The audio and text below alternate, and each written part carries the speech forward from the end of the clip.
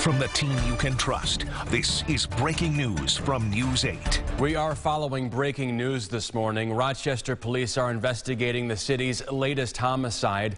Officers responded to Cummings Street around 1 o'clock this morning. Carmela Boykin is live from the Public Safety Building with the latest. Carmela, good morning. Good morning, Christian. As I've been saying all morning, we're still waiting to hear details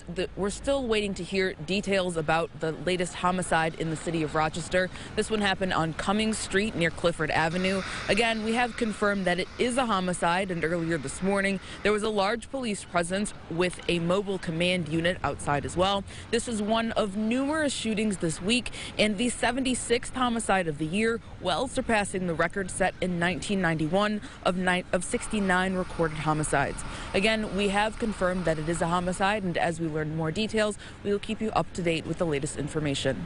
In Rochester, Carmela Boykin, News 8. Christian? Carmela, thank you. For more on the city's latest homicide, head over to our website, rochesterfirst.com. Also breaking this morning, multiple people shot on Helena Street around 1 a.m. When officers arrived on scene, they found a 40-year-old woman with a gunshot wound to the upper body. Around the same time, police say a 37-year-old woman arrived at the hospital with a gunshot wound. Both victims' injuries are believed to be non-life-threatening. There are no suspects in custody. And on Portland Avenue, officers responded to the area just after midnight for the report of shots fired. Investigators found evidence of a shooting but did not find a victim. Shortly after, a 32-year-old man arrived at the hospital with a gunshot wound to the upper body. He is being treated for non-life-threatening injuries. Police say no suspects are in custody. Anyone with information is asked to call 911. A 29-year-old woman is in the hospital after a shooting on Atlantic Avenue in the city. Officers responded around 7 o'clock last night. The victim was taken to the hospital with non-life-threatening injuries. No suspects are in custody. Police are asking anyone with additional information to call 911. 4 teens are in custody after a carjacking in Greece led to a police chase in Rochester yesterday. Investigators say the car struck an uninvolved vehicle on Rosemary Drive, where the occupants tried to flee on foot. They were later apprehended. The suspects range in age from 14 to 18. No injuries have been reported. In Ontario County, a hunter is dead after an incident Thanksgiving morning in Phelps. Ontario County Sheriff's deputies responded to the area around 11 o'clock. We are told the victim's body was taken to the Monroe County Medical Examiner's office for an autopsy. No confirmation yet on the cause of death.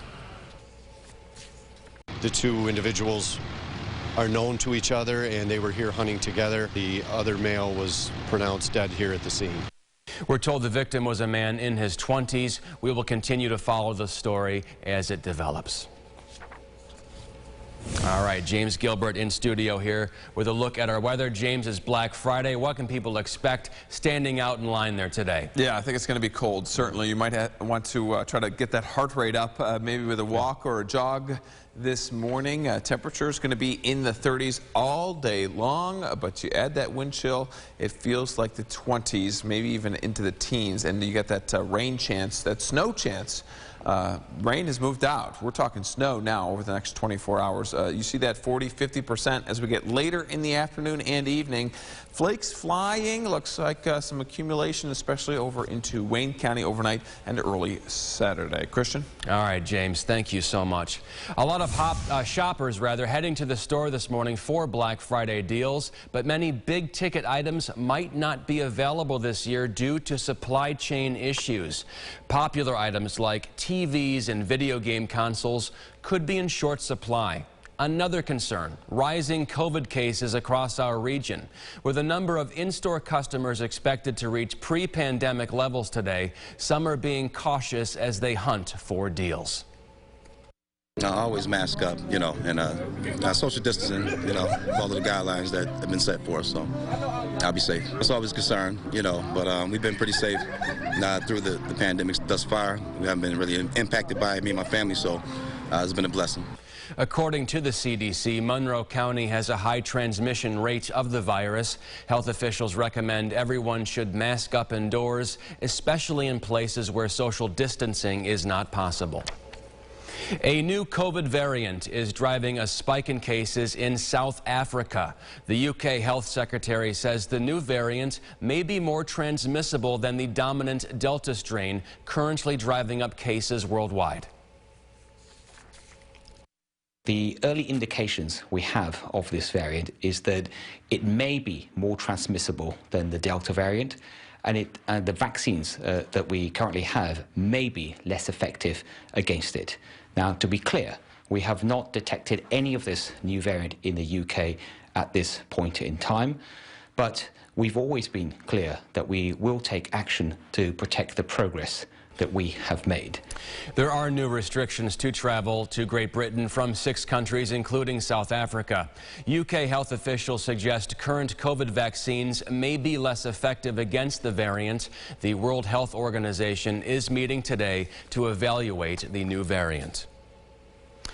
Now it's time to go inside the huddle. The Buffalo Bills are back on track after a dominating 31-6 win over the Saints in New Orleans. Quarterback Josh Allen led the way with a 4-touchdown performance as the defense nearly pitched another shutout.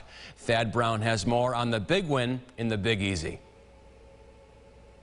If the Bills are going to bounce back from the loss to Indianapolis, they had to do a whole lot of things different. The one thing that really stuck with this team was getting down 14-0 in the first quarter.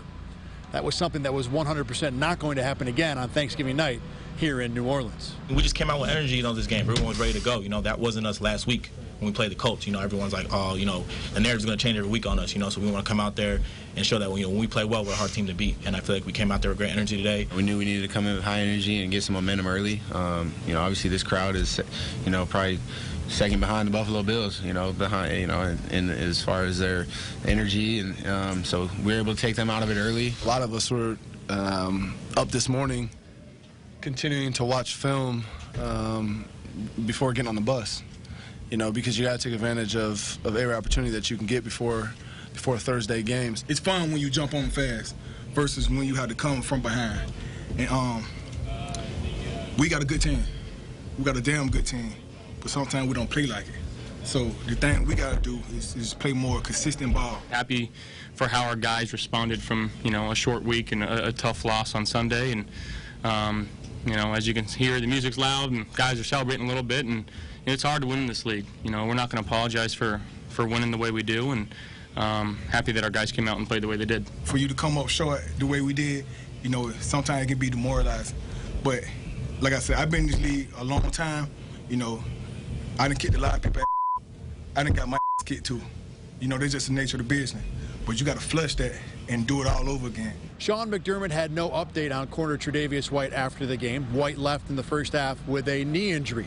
McDermott only said, quote, "We'll say a prayer for Trey and take it one day at a time." Inside the Buffalo Huddle at the Caesars Superdome in New Orleans, I'm Thad Brown. Thad, thank you. The Bills are tied with the Patriots atop the AFC East at 7-4. The two teams might face off next Monday night.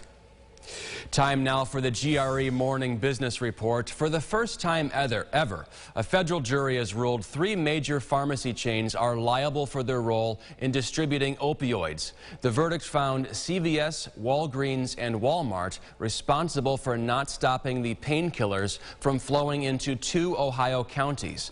All 3 realtors plan to appeal.